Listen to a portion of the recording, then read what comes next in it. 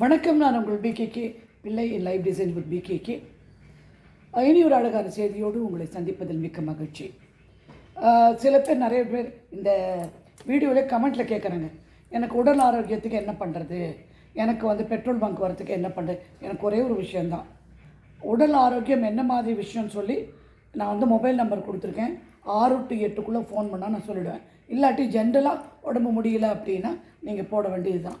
நான் இப்போது நல்ல உடல் ஆரோக்கியத்துடன் மன அமைதியுடன் இருக்கிறேன். பிரபஞ்சத்திற்கு நன்றி. நான் இப்போது உடல் ஆரோக்கியத்தோடு மன அமைதியோடு இருக்கின்றேன். இப்போது பிரபஞ்சத்திற்கு நன்றி. அடுத்தது இந்த பெட்ரோல் பங்க் ஒரு அம்மா கேட்டுகிட்டே இருக்காங்க. தனலக்ஷ்மி அப்படின்னு பேர், ஏதோ ஒரு ஊர்லேருந்து பெட்ரோல் பங்க் வரணும். எனக்கு அது புரியலை. அவங்க இடத்துல பெட்ரோல் பங்க் அப்ளை பண்ணிக்காங்களா, என்ன விஷயம், அதை அவங்க ஃபோனில் பேசினா தான் எனக்கு புரியும். அப்போ தான் என்னால் பதில் சொல்ல முடியும். இந்த மாதிரி ப்ரே பண்ணுங்க. நிறைய விஷயங்கள் எனக்கு நடக்குது, நிறைய விஷயங்கள் நல்ல விஷயங்களாக நடக்குது. எனக்கு நாளாக நாளாக என்ன ஆகுதுன்னா, இந்த பிரபஞ்சத்திடம் மிக மிக நெருங்கி ஐ ஆம் பார்ட் ஆஃப் பிரபஞ்சம்ன்ற நிலைக்கு நான் வந்திருக்கிறேன். பிரபஞ்சத்திற்கு நன்றி. ஏன் இதை சொல்கிறேன் அப்படின்னா, திடீர்னு பார்த்தா நிறைய நான் நினைக்காத ஒரு விஷயத்தை ஒரு ஃப்ராக்ஷன் ஆஃப் a செகண்ட் நினச்சா கூட அது நடந்து முடிஞ்சிருது, நல்லபடியாக முடிஞ்சிருது. நான் கேட்க வேண்டாம், திரும்பி அதை பற்றி யோசனை பண்ண வேண்டாம். அந்த மாதிரி நான் இதுக்கு காரணம் கண்டுபிடிச்சேன். என்னுடைய மேனிஃபெஸ்டேஷன் டெக்னிக் இது தான். ஓகே, உடனடியாக நடக்கணும் அப்படின்னா ஒன்று நன்றி சொல்லணும். இன்னொன்று, இப்போ என்ன விஷயம்னா, மேனிஃபெஸ்டேஷன் குயிக்காக பண்ணணும் அப்படின்னு. இப்போ ஒரு மரம் இருக்குது, அதில் யானையோட சிற்பம் இருக்குது. நீங்கள் மரத்தை அதை பார்க்கும்போது உங்களுக்கு என்ன தோணும்? அது மரமா யானையா? நம்ம பர்செப்ஷன், நம்மளுடைய பாயிண்ட் ஆஃப் வியூ, நம்மளுடைய எண்ணங்களிலிருந்து அது என்ன தோணுது உங்களுக்கு, அதுதான் நீங்கள் நினைக்கிற முதல் எண்ணம். அதை வச்சு தான் மேனிஃபெஸ்டேஷனே ஓடுது. புரிஞ்சுதுங்களா? அதனால் அது எப்படி சொல்லியிருக்காங்கன்னா, தமிழில் மரத்தை மறைத்தது மாமத யானை. மாமத யானை நம்ம பார்க்கும்போது அது யானை மாத்திரம்தான் தெரியும். மரத்துள் மறைந்தது மாமர யானை. அதை மரம்னு பார்க்கும்போது அது வெறும் மரமாகத்தான் தெரியும். அந்த மாதிரி தான் பர்செப்ஷன், ஒவ்வொரு விஷயங்களையும் நம்ம பார்த்துக்கிறது. இன்னொரு வழக்கம் நம்மகிட்ட என்ன இருக்குன்னா, பேசாமல் இருக்கும்போது நம்ம பேசாமல் இருக்க மாட்டோம். வாய் திறந்து பேசாத போது, ஏதாவது வேலைகள்லாம் செய்யும்போது மனசுக்குள்ளே எண்ணங்கள் ஓடிட்டே இருக்கும். ஜாகிரதையாக இருங்க. ஏன் ஜாக்கிரதையாக இருங்கன்னா, நீங்கள் ஓடுகின்ற எண்ணங்கள் பேச்சுக்கள் எல்லாம் பிரபஞ்சத்தோடு நீங்கள் பேசிகிட்ருக்கீங்க. வாயை திறந்து கடன்னு ஏதோ ஒன்று நீங்கள் பிரபஞ்சத்தோடு பேசிகிட்ருக்கீங்க. ஸோ அதை கட்டுப்படுத்தணும். எண்ணங்களை சரியான விஷயமாக பார்த்து, உங்களுக்கு யானை தான் வேணும்னா யானை தான் பார்க்கணும். நீங்கள் போய் மரத்தை பார்த்துட்டு இருக்கக்கூடாது. புரிஞ்சுதா? அதனால் யானை தான் வேணும், யானை இல்லை மரம் தான் வேணுமா, மரத்தை பார்த்துங்க. மரத்தை பார்த்தீங்கன்னா மரத்தை தான் நினச்சிக்கணும். உங்கள் எண்ணங்கள் முழுக்க உங்கள் தேவை வியாபித்திருக்க வேண்டும். ஃபுல்லாக அது தான் இருக்கணும். எனக்கு இதுதான் வேணும் அப்படின்னா, இது கிடைச்சது, இது நடந்தது, இது கிடைத்தது நடந்தது நன்றி, கிடைத்தது நடந்தது இப்போது நன்றி. இது மாத்திரம்தாங்க உங்களுக்கு வேணுங்கிற அத்தனை விஷயங்களும் நடக்க. மேனிஃபெஸ்டேஷன் குயிக்காக நடக்கணும்னா நீங்கள் யோசனை பண்ண வேண்டியதை சரியாக யோசனை பண்ணி நடந்துட்டு தான் நினச்சிக்கிட்டே இருக்கணும். அது பின்னாடி பேக்ரவுண்டில் ஓடணும்.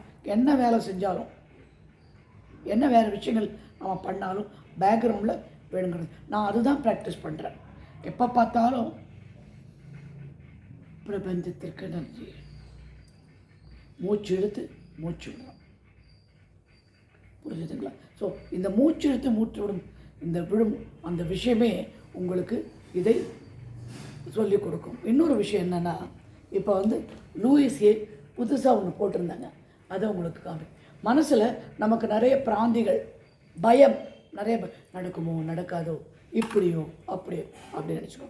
அப்படி வரும்போது இந்த 2 விரலை வச்சு all is well with me, எல்லாம் எனக்கு நல்லபடியாக இருக்கிறது, என்னுடைய வாழ்க்கை சிறந்த விதமாக நடக்கிறது, என் நெஞ்சம் வலிக்க எதுவும் எனக்கு நடக்கவில்லை, என் நெஞ்சம் நன்றாக இருக்கிறது. இப்படியே பண்ணணும். எப்படி? எல்லாம் எனக்கு நல்ல விதமாக நடக்கிறது. என்னுடைய மனப்பிராந்தி எதுவும் இல்லாமல் நிம்மதியான ஒரு வாழ்க்கை செல்வ செழிப்புடன் வாழ்கிறேன். என் மனதை யாரும் வருத்தப்பட வைக்கவில்லை. என் தலையில் ஒரு ஏஞ்சல் இருக்கிறது. இங்கே இருக்கிற ஏஞ்சல் எனக்கு பலவித நன்மைகளை செய்கிறது. இது இப்படியே பண்ணணும். அடுத்தது இப்படி,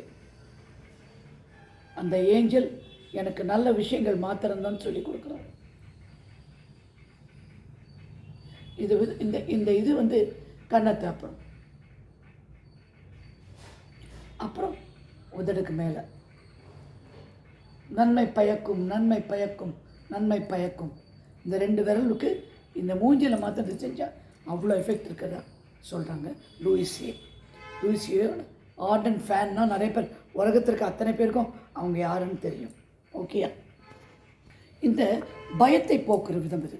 இன்னொரு விஷயம் என்னென்னா, இப்போ நான் உங்களை பற்றி ஒரு லோ ஒப்பீனியன், நான் தான் கஷ்டப்படுறேன், என்னமோ நீங்கள் தான் உலகத்திலே கஷ்டப்படுறேன், எல்லாருமே கஷ்டப்படுறான், நான் கஷ்டப்படுறேன், அவன் கஷ்டப்படுறான், இவன் கஷ்டப்படுறான், மாடு கஷ்டப்படுது, ஆடு கஷ்டப்படுது, அவங்கவுங்களுக்கு வேண்டுவது. ஆனால் மாடு ஆடுக்கெல்லாம் விஷயங்கள் புரிய. நீ மனுஷன் இல்லையா? நீ கஷ்டப்படுற அப்படிங்கிற அந்த இங்கிலீஷில் சொல்லுவாங்க, ஐ எம் விக்டிமைசிங் மை செல்ஃப் அப்படிங்கிறது. நான் தான் பரிதாபத்துக்குரிய அனுதாபத்துக்குரிய ஆள் நினைக்கவே நினைக்காதீங்க. தைரியமாக நிமிர்ந்து நெல்லுங்க. நிமிர்ந்து நின்று சொல்லுங்கள், எல்லாம் வல்லவன் நான், என்னால் செய்ய முடியாத காரியம் எதுவும் இல்லை. கடவுளின் சக்தி, பிரபஞ்சத்தின் அருள் எனக்கு என்றும் உண்டு. பிரபஞ்சம் என்னுள் இருப்பதால் நான் பிரபஞ்சம், பிரபஞ்சம்தான் நான் என்ற நிலையில் நான் செய்கின்ற அத்தனை விஷயங்களும், எனக்கு தேவையான அத்தனை விஷயங்களும் நடத்தும் வல்லமை படைத்தவள் நான். இறைவனின் முழு அருளும் எனக்கு வந்து சேர்ந்திருக்கிறது அப்படின்னு சொல்லுங்கள். தைரியமாக பேசுங்க. அதை எப்போ இப்படி நினச்சிக்கோங்க. நீங்கள் எப்பொழுதும் நிறைந்த அருளோடு ஆண்டவனின் ஆசீர்வாதத்தோடு இருக்கும் ஒரு மனிதன். புரிஞ்சுதா? இறைவனோட ஆசீர்வாதம் நமக்கு குறைவே கிடையாது. நீ விரும்பி அவர்கிட்ட கேட்டு இந்த உலகத்தை வந்து பிறந்தேன்னா அதுவே பெரிய ஆசீர்வாதம். இந்த அம்மா அப்பாவுக்கு இந்த நேரத்தில், இந்த நட்சத்திரத்தில், இந்த ராத்திரியில், இந்த ஊரில், இந்த வேளையில் நான் பிறக்கணும் அப்படின்னு சொல்லி தான் நீங்கள் வரீங்க. வேறு யாரும் சொல்லி இல்லை. கடவுள் உங்களை போய் அனுபவிச்சுட்டு வா, செஞ்ச காரியங்கள் செய். எனக்காக நீங்கள் நல்ல செய்கிற காரியங்கள் அனைத்தும் இறைவனுக்கு அர்ப்பணம். என் உடல் எல்லா ஆரோக்கியத்தோடும் இருக்கிறது. இதை நான் இறையின் அருளாக கருதி நன்றி சொல்கிறேன். நான் அதிசயங்கள், miracles happen to me every day, every minute, every second. அந்த நம்பிக்கையோடு என் வாழ்க்கையை நடத்தி கொண்டிருக்கிறேன். பிரபஞ்சத்திற்கு நன்றி. வெற்றி என்னை நோக்கி வேகமாக ஓடி வருகிறது. எந்த முயற்சியும் இல்லாமல் தானாகவே அதிக வெற்றிகளை நான் சுலபமாக பெற்றுக்கொண்டிருக்கிறேன். நான் சவால்களை சமாளிக்கிறேன். அந்த சவால்களிலிருந்து வரும் பலவித பின்னடைவுகளிலிருந்து நான் நல்ல விஷயங்கள் பல கற்றுக்கொள்கிறேன். சவாலை சமாளிப்பது எனக்கு ஒன்றும் பெரிய விஷயமே கிடையாது. இறைவனின் அருளால் நான் அதை ஏற்றுக்கொண்டு அவருடைய துணையோடு இதை முயற்சி செய்து முடிக்கின்றேன். நான்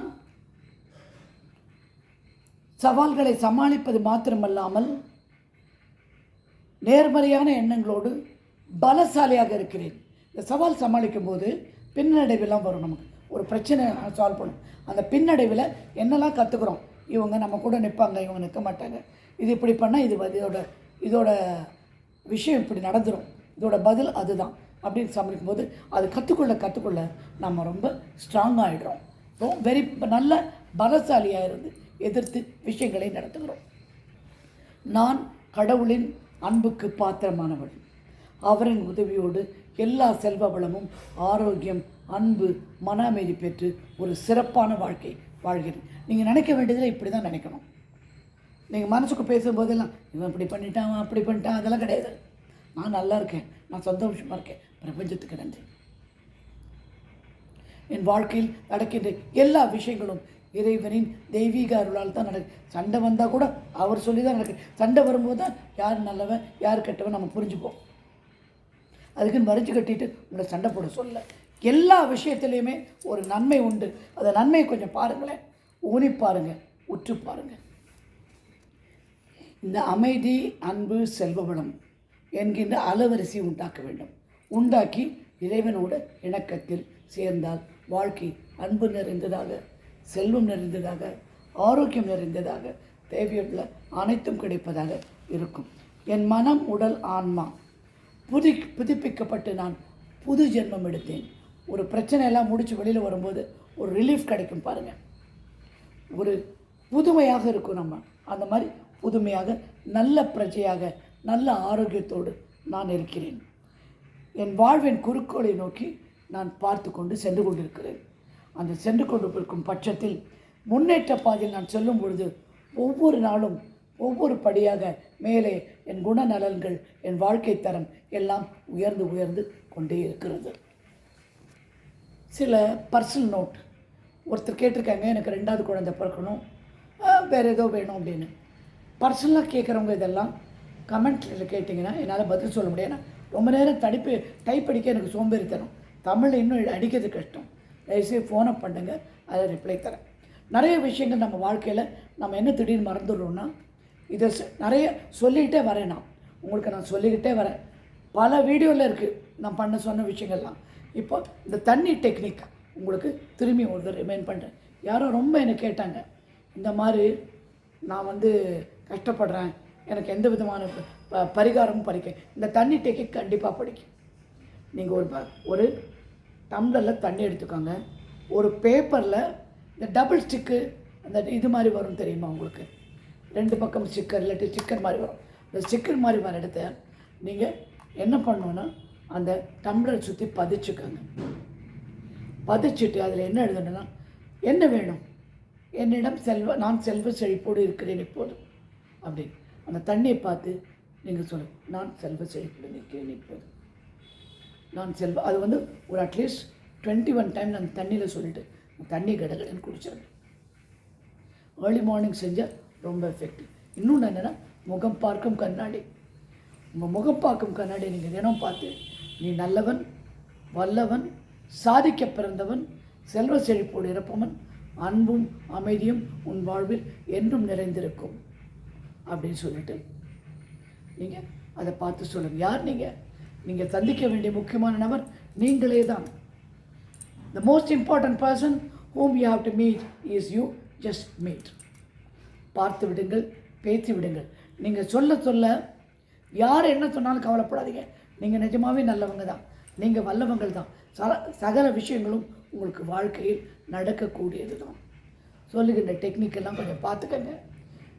பரிகாரங்களை பார்த்து திரும்பி கேட்காம இருந்தீங்கன்னா நல்லாயிருக்கும். கேட்டிங்கன்னா நான் சொல்கிறதுக்கு ரெடி.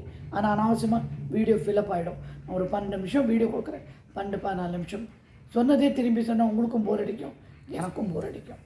அதுதான் விஷயம். ஓகேங்களா? Have a beautiful weekend. நாளைக்கு நான் வீடியோ போட மாட்டேன். Sunday rest. தயவுசெய்து காலையில் 6 மணிக்கு, 4:30 மணிக்கு, ராத்திரி 10 மணிக்கெல்லாம் மெசேஜ் ஃபோன்லாம் அனுப்பாதீங்க. ரொம்ப கேட்டுக்கிறேன். அடுத்தது என்னென்னா, வாட்ஸ்அப்பில் எனக்கு குட் மார்னிங், குட் ஈவினிங் அப்படிலாம் அனுப்பினா என்னால் பதில் சொல்லவே முடியாது. நான் ஒரு 300-400 பேர் இருக்காங்க வாட்ஸ்அப்பில். எல்லாருக்கும் குட் மார்னிங் சொன்னால் நான் மற்ற வேலையை பார்க்க வேண்டாமா? அது என்னை பற்றி கொஞ்சம் யோசனை பண்ணுங்கள். ஓகேயா? எல்லோரும் நல்லபடியாக சந்தோஷமாக இருங்க. Be happy, nothing to worry. You are all happy children. சந்தோஷம் மாத்திரமே உங்களுக்கு சந்தோஷத்துக்கு சொந்தக்காரர்கள் நீங்கள் என்று நம்புங்கள்.